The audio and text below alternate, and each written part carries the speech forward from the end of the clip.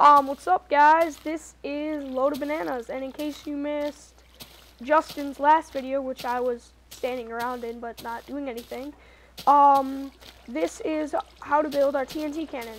But this is a quick demonstration of it with full dynamite, and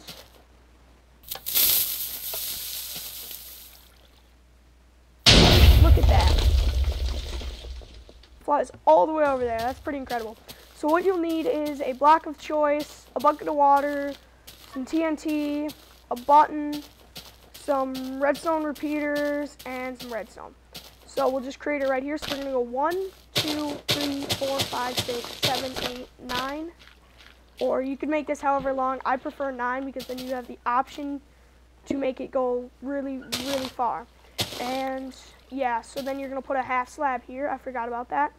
Any sort of half slab is fine. And then what we need is 10 full delay repeaters.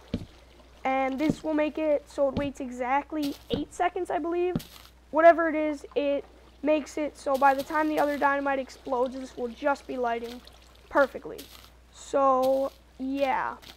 Then we'll wire it to our block of choice and pop a button down.